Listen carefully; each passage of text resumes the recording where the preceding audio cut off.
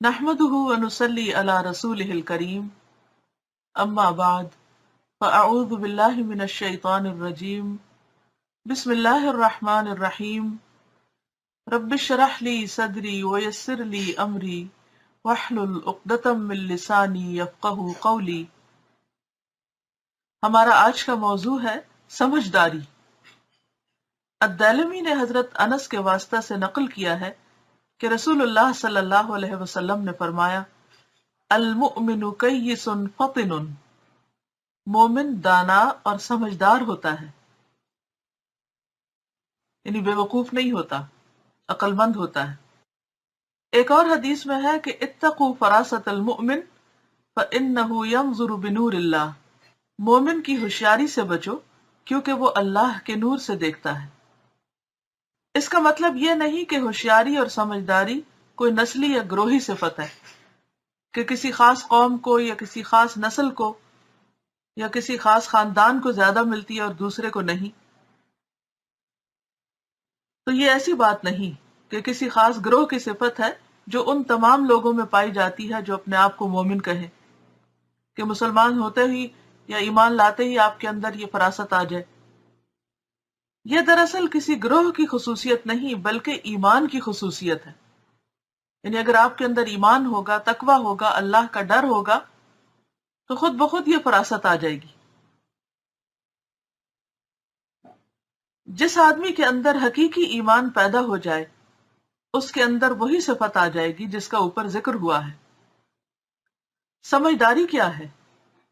سمجھداری کا سب سے بڑا راز یہ ہے کہ آدمی کے اندر وہ صفت پائی جائے جو ایک دعا کے اندر ان الفاظ میں ملتی ہے، وَأَرِنَا الْأَشْيَاءَ كَمَا هِيَ، اے اللہ مجھے چیزوں کو ویسا ہی دکھا جیسا کہ وہ ہیں، یعنی ان کی اصل حقیقت دکھا۔ اس کا مطلب چیزوں کو ان کی اصل صورت میں ایز اٹ از دیکھنا ہے۔ ایمان آدمی کے اندر یہی صفت پیدا کرتا ہے، اور جو آدمی چیزوں کو ان کی اصل حالت میں دیکھنے لگے اس کی رائے اور اس کے فیصلے ہمیشہ درست ہوں گے، یعنی چیزوں کو جیسی وہ ہے ویسے ہی دیکھے۔ مثلا دنیا کو ویسا دیکھے جیسی دنیا ہے، آخرت کو ویسا دیکھے جیسی کہ آخرت ہے۔ اسی طرح انسانوں کے بارے میں بھی، چیزوں کے بارے میں بھی وہ صحیح رائے رکھے۔ حقیقی ایمان آدمی کے اندر ایک ذہنی انقلاب پیدا کر دیتا ہے، یعنی اس کی سوچ کو متاثر کرتا ہے۔ وہ اس قابل ہو جاتا ہے کہ ذاتی رجحانات سے الگ ہو کر رائے قائم کرنے لگے، اور آدمی کے اندر یہ استعداد پیدا ہو جانے ہی کا دوسرا نام ہوشیاری ہے۔ یعنی انسان پرسنل بائسز اور گرج اور جو اندر کے اس کے جو احساسات ہیں یا جذبات ہیں ان کو بہت اپنے اوپر حاوی نہ ہونے دے، یا جو اس کے ذاتی رجحان یعنی اس کے ٹرینڈز ہیں، تو اگر انسان ان سے الگ ہو کر اپنی رائے قائم کر سکے تو یہی دراصل ہوشیاری ہے۔ ایک شخص جب کسی کو حسد اور نفرت کی نظر سے دیکھے تو اس کی خوبیاں اس کو دکھائی نہیں دیں گی۔ مثلا کسی بھی انسان سے جب آپ کو نفرت ہوتی ہے تو اس کے اچھے کام بھی آپ کو برے لگتے ہیں، وہ اس کو سراپا برائی نظر آئے گا۔ اس کے برعکس ایک آدمی کسی کو محبت اور عقیدت کی نظر سے دیکھنے لگے تو اس کی برائیاں اس کی نظر سے اوجھل ہو جائیں گی، وہ اس کو سراپا اچھائی کی صورت میں دیکھے گا، حالانکہ برائیاں موجود ہوں گی اور وہ اسے نظر ہی نہیں آئیں گی۔ اسی طرح غصہ، انتقام اور جھنجھلاہٹ کے ساتھ جو رائے قائم کی جائے وہ کبھی معتدل رائے نہیں ہوتی۔ یعنی اگر آپ اینگری پرسن ہیں اور آپ کے دل میں ریونج کے جذبات پل رہے ہیں کہ کسی نے آپ کو ہرٹ کیا تو آپ اسے ہرٹ کر کے چھوڑیں گے، کسی نے آپ کو تکلیف دی تو آپ اسے تکلیف دے کے چھوڑیں گے، اور اسی کے بہانے ڈھونڈتے رہتے ہیں کہ کہاں میں انتقام لوں۔ اور اسی طرح انسان جب جھنجھلاتا ہے یعنی کسی سے اریٹیٹ ہوتا ہے تو اریٹیٹ ہو کر جب انسان کسی چیز کو دیکھتا ہے یا کسی انسان کو دیکھتا ہے اور اس کے بعد جو رائے قائم کرتا ہے وہ بھی کبھی صحیح رائے نہیں ہوتی، اعتدال والی، انصاف والی نہیں ہوتی۔ کسی خاص کیفیت کا آدمی کے اوپر غلبہ ہو جائے تو وہ اس کے بارے میں درست رائے قائم کرنے سے قاصر رہے گا، حتیٰ کہ انسان کے جو جسمانی کیفیات ہیں وہ بھی اگر اس کے اوپر حاوی ہو جائیں تو بھی انسان کسی معاملے میں صحیح فیصلہ نہیں کر سکتا۔ اسی لیے کہا گیا نا کہ جج کو اگر بھوک لگی ہو یا وہ غصے کی حالت میں ہو تو وہ فیصلہ نہ کرے، کیونکہ پھر وہ کیفیات اس پر اثر انداز ہو جائیں گی۔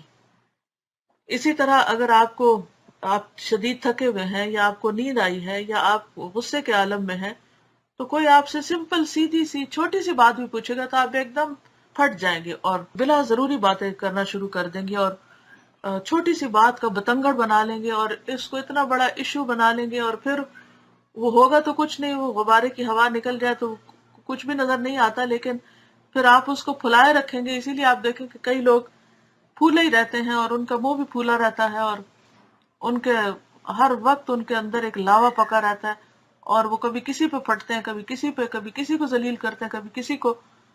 تو ان ساری کیفیات سے پناہ مانگنی چاہیے اور اللہ تعالیٰ سے دعا کرنی چاہیے کہ اللہ تعالیٰ ہمیں واقعی عقل اور سمجھ عطا کرے اور چیزیں جیسی ہیں ویسی ہی ہم دیکھیں۔ ورنہ کیا ہوتا ہے کہ انسان غلط فہمی کا شکار ہو جاتا ہے۔ ایک شخص کوئی بات کسی نظر سے کرتا ہے، کسی ایک خاص اینگل سے کرتا ہے، اور آپ کے ذہن میں اس کے خلاف کوئی نفرت یا حسد یا غصہ چھپا ہوا ہے، تو آپ اس کو ہمیشہ الٹے معنی پہنیں گے، نہیں اس کا تو مطلب یہی تھا۔ یہی سے بدگمانیاں جنم لیتی ہیں، بدگمانی ہو تو تجسس جنم لیتا ہے، پھر آگے بڑھ کر انسان غیبت شروع کر دیتا ہے، پھر انسان اس شخص کی باتیں ادھر ادھر کرنے لگتا ہے، اور پھر انسان ہر موقع پر اس کو کہیں نہ کہیں کوٹ کرتا ہے، اور یہ ایک لامتناہی سلسلہ چل پڑتا ہے کہ جس کی وجہ سے انسان کی عقل ماری جاتی۔ تو انسان کی عقل اور سمجھ کا تقاضا یہ ہے کہ کوئی چیز جیسی ہے ویسی ہی دیکھے، اس کا نفرت، اس کا غصہ، اس کا حسد، اس کی بدگمانی اس کی رائے پر اثر انداز نہ ہو۔ اور جیسے کہ وہ آتا ہے نا قرآن پاک میں بھی، وَلَا يَجْرِمَنَّكُمْ شَنَآنُ قَوْمٍ عَلَىٰ أَلَّا تَعْدِلُوا اعْدِلُوا هُوَ أَقْرَبُ لِلتَّقْوَىٰ۔ کسی قوم کی دشمنی تمہیں اس بات پر آمادہ نہ کرے کہ تم عدل سے کام نہ لو، عدل سے کام لو، یہ تقوی کے زیادہ قریب ہے۔ تو اس لیے بے حد ضروری ہے کہ ہم اپنے ایمان کو زندہ کریں۔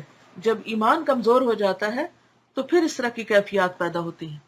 تو اللہ تعالیٰ سے دعا ہے کہ وہ ہمیں حقیقی معنوں میں ایمان دے تاکہ ہمارا عمل درست ہو جائے۔ وآخر دعوانا ان الحمد للہ رب العالمین۔